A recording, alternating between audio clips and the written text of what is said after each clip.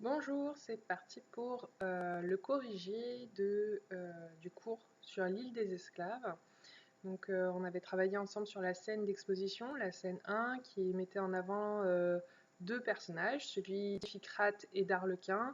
Iphicrate, le maître, et Arlequin, l'esclave. Donc, deux Athéniens, donc à l'époque de la Grèce antique, dont le navire a fait naufrage et qui ont échoué sur une île particulière, parce qu'il s'agit de l'île des esclaves.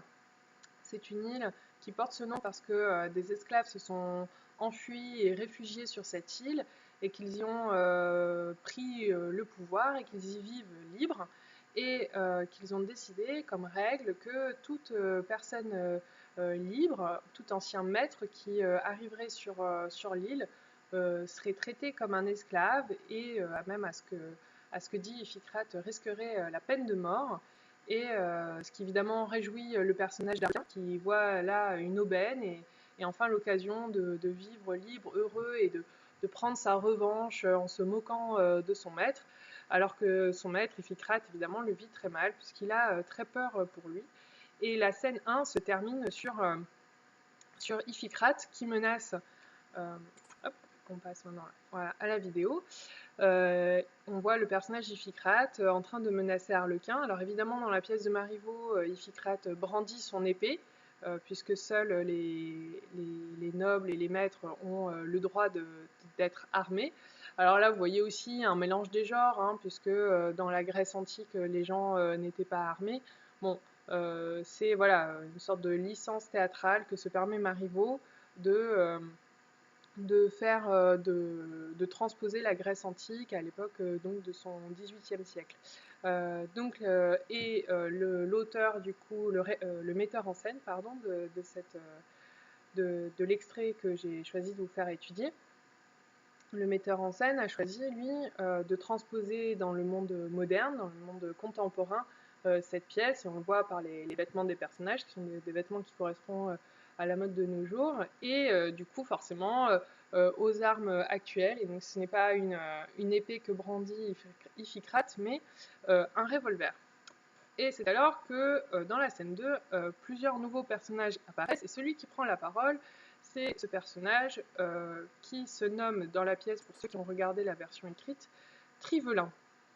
Donc ce nouveau personnage est en fait le gouverneur de l'île des esclaves, et c'est lui qui va fixer les règles de vie aux 4 personnages principaux et qui va les suivre pendant toute la pièce. On voit que donc rapidement, il ordonne à Iphicrate et à Arlequin d'échanger leur rôle. Donc comme on l'avait bien deviné dans la scène d'exposition, Arlequin va devenir le maître et Iphicrate l'esclave. Et ça va même plus loin puisqu'ils en viennent à échanger leurs noms. Ce qui rend les choses un peu compliquées puisqu'on va devoir parler à partir de là de l'ancien Arlequin et de l'ancien Iphicrate puisque le personnage d'Arlequin porte le nom d'Iphicrate. Et ce qui est intéressant, c'est que le but n'est pas simplement, et surtout pas en fait, de prendre sa revanche et de faire payer au maître ce qu'ils ont été et de se venger, ce que va être tenté de faire d'ailleurs le personnage féminin, mais de corriger l'orgueil des maîtres. Le but, en fait, c'est de faire prendre conscience aux maîtres de leurs défauts, de cet orgueil. L'orgueil, c'est le fait de se sentir important, de se sentir supérieur aux autres, le fait de penser qu'on a des droits sur le monde, sur la nature. Et c'est l'inverse de l'humilité, quand on est humble, H-U-M-B-L-E, l'humilité, qui vient de humus. Vous l'avez peut-être vu en SVT, l'humus, ça correspond au sol. Ça veut dire avoir conscience qu'on n'est rien du tout, qu'on justement se sentir proche du sol, c'est-à-dire d'être tout petit. C'est quand on dit par exemple qu'on n'est qu'un grain de sable sur la plage, une goutte d'eau dans l'océan. C'est faire preuve d'humilité. Donc voilà, le but de l'île des esclaves, c'est de corriger l'orgueil des anciens maîtres et de les amener justement à prendre conscience de leurs défauts et à devenir des meilleures personnes. Et c'est pour ça d'ailleurs qu'il emploie souvent la métaphore médicale et qu'il parle tout le temps de guérir les anciens maîtres. Hein, et donc il dit « Vous voilà en mauvais état, nous entreprenons de vous guérir. Vous êtes moins nos esclaves que nos malades ». quelle est la figure de style, de quoi les maîtres sont-ils malades, comment vont-ils guérir. Et donc on voit que cette image de la maladie, là, elle est filée, c'est-à-dire qu'on la retrouve à plusieurs endroits, c'est une métaphore. Et donc les défauts des maîtres sont leur maladie, on va voir dans la scène suivante, puisque leurs défauts vont être exposés par leurs anciens esclaves qui vont faire un portrait d'eux assez drôle et souvent caricatural. Et donc les maîtres sont orgueilleux, ils se croient supérieurs, voilà, c'est ce que je vous ai expliqué, ils ne pensent qu'à eux, parce que l'orgueil est aussi souvent lié à une forme d'égoïsme et d'égocentrisme. Et en prenant la place de leurs esclaves, du coup, ils vont comprendre ce qu'ils ont fait endurer, ils vont, par la force des choses, se rendre compte que non, ils sont des êtres humains comme les autres, et qu'ils n'ont aucun droit à se sentir supérieurs à leurs esclaves, et du coup, ils vont changer, devenir plus humbles, et du coup, être de meilleures personnes. Et donc la scène se conclut justement par cette scène où les maîtres et les esclaves échangent leurs vêtements pour aller jusqu'au bout de cette transformation. Alors ce qu'il faut voir, c'est que ça, c'est vraiment quelque chose de caractéristique des pièces de Marivaux, qui adore. C'est vraiment quelque chose qu'on retrouve dans beaucoup de ses pièces. L'idée déjà d'inversion des rôles, que ce soit maître et esclave, mais aussi homme-femme, ce qui est assez original pour son époque et assez osé. On retrouve l'inversion maître-esclave dans une pièce très célèbre de Marivaux qui s'appelle Le jeu de l'amour et du hasard, où la maîtresse demande à son père d'échanger son rôle, sa tenue, etc.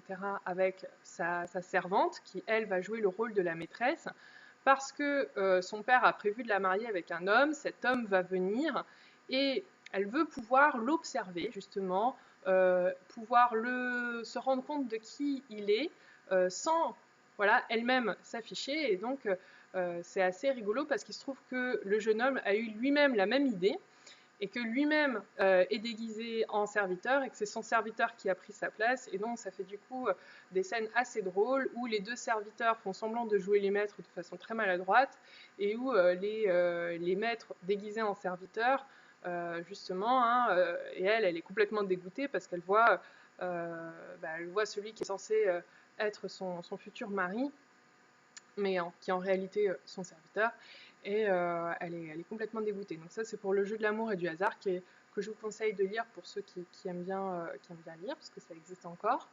qui est une des pièces vraiment les plus réussies, les plus drôles de Marivaux.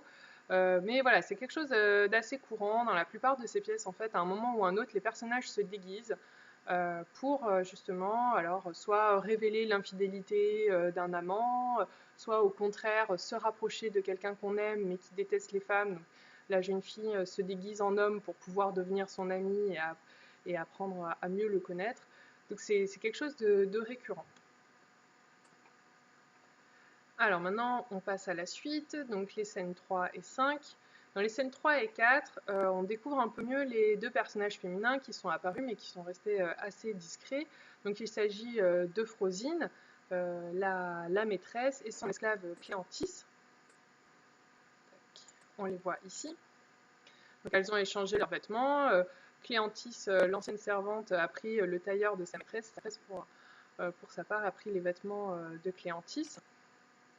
Et ce que Trivelin décide de faire comme première étape de la thérapie pour soigner les maîtres de leur orgueil, c'est déjà de prendre conscience de tous leurs défauts. Et pour cela, il demande à l'ancienne esclave de faire le portrait de son ancienne maîtresse pour afficher aux yeux de tous ses défauts. Alors ce qui est intéressant et complètement misogyne, je tiens à le préciser là, même si Marivaux met quand même beaucoup en scène des personnages féminins très forts, très intelligents, qui ont souvent d'ailleurs le dessus sur les hommes. Dans Le jeu de l'amour et du hasard, les deux personnages féminins sont clairement beaucoup plus valorisés que les deux personnages masculins, qui sont moins intéressants. Il fait partie, il dit en fait les choses que tout le monde pense à son époque, donc il n'est pas plus misogyne en fait que les autres de son époque, à savoir que les femmes sont plus faibles que les hommes, que les femmes sont plus soumises à leurs émotions, à leurs sentiments, à leur colère que les hommes. Et c'est ça qui fait que Cléanthis l'esclave de Frosine est à ce point en colère qu'elle a à ce point envie de se venger parce que justement sa maîtresse Euphrosine a eu des défauts encore plus forts, encore plus vifs, a fait preuve d'encore plus de méchanceté parce que c'était une femme. Et donc voilà, on a cette idée justement que les femmes sont plus faibles que les hommes, c'est-à-dire qu'elles ont des défauts plus vifs, plus exacerbés. Et c'est quelque chose qui se révèle dans la pièce. Voilà, et c'est pour ça, donc c'est ce que je vous ai écrit, que Frosine fait preuve de plus d'orgueil et que Cléantis, elle, a plus de mal à faire preuve de bienveillance vis-à-vis de sa maîtresse Vengée. Alors voilà ce qu'elle dit de sa maîtresse, et c'est une scène qui est quand même assez drôle, puisqu'elle décrit sa maîtresse, donc pour résumer, c'est ce que Trivelin lui demande, comme vaine, minaudière et coquette. C'est ce qui correspond à peu près à 25 minutes de la pièce. Alors vaine, le fait de faire preuve de vanité, c'est quand on est très attaché au regard des autres, qu'on est obsédé du coup par son apparence, par l'envie aussi, alors c'est ce qu'on verra un peu plus loin, donc avec l'idée de coquette, de séduire.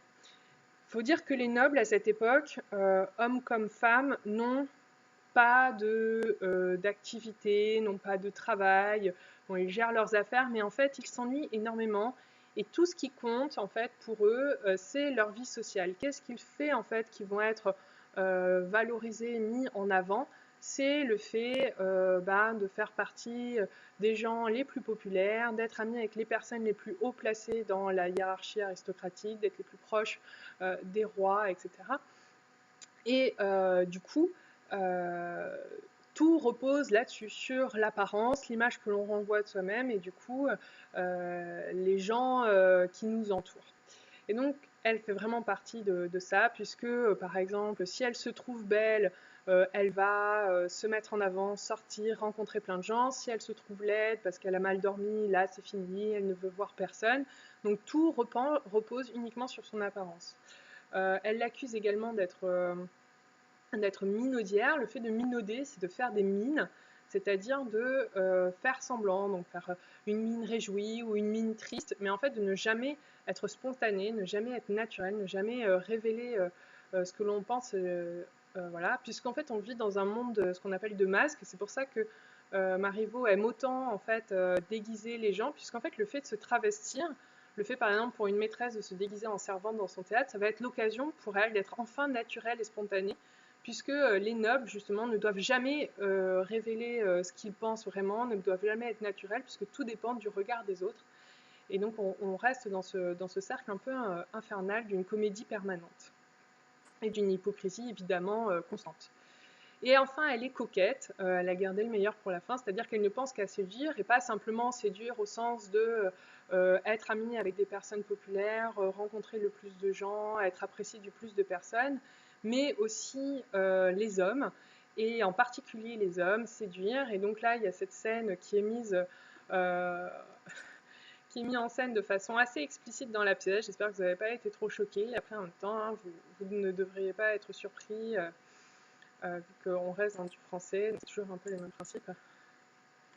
Hop, que je retrouve. Où est-ce que c'est ?